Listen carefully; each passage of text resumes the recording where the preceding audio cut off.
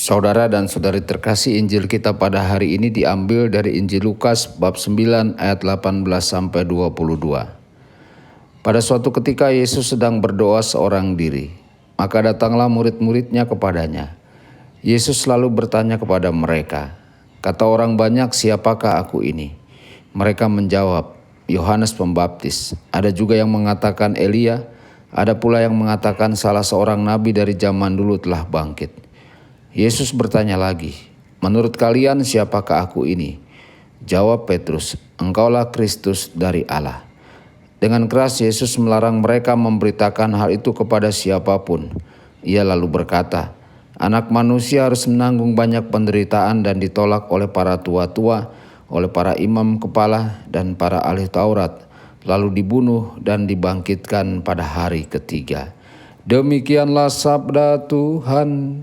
Terpujilah Kristus.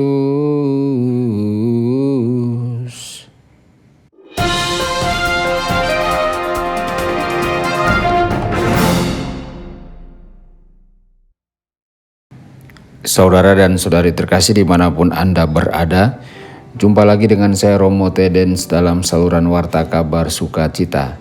Semoga Anda semua dimanapun berada senantiasa dalam keadaan sehat dan berbahagia. Saudara-saudari, perikop Injil kali ini menyatakan bahwa para murid bersama Yesus. Namun Yesus berdoa dalam kesendirian. Adalah mungkin untuk masuk ke dalam diri sendiri dan bertemu dengan Tuhan, bahkan di hadapan sesama seperti yang Yesus lakukan. Dengan indera yang diingatnya, Yesus membuat dirinya memperhatikan bisikan hati nuraninya dan Roh Kudus. Saudara-saudari, kita berlatih meditasi untuk dapat mengesampingkan dunia dan berfokus untuk hadir di hadirat Tuhan.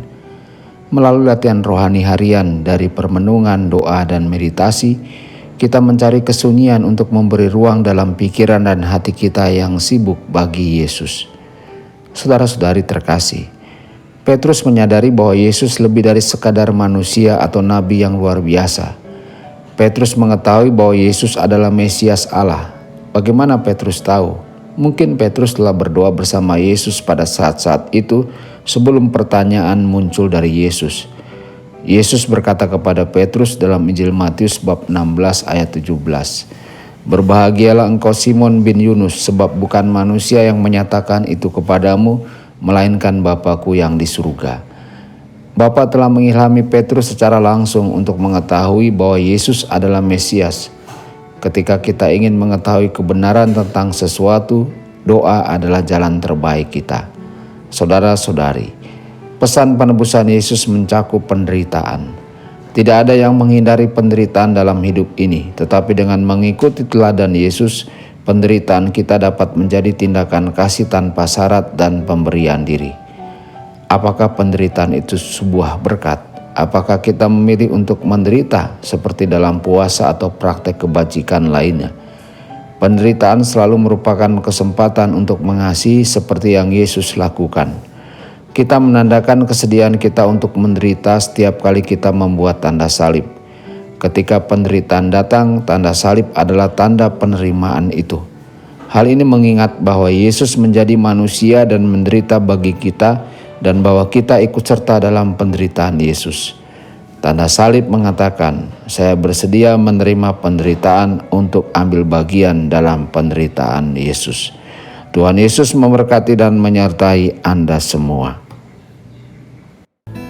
Sabda Allah adalah kebenaran. Sabda Allah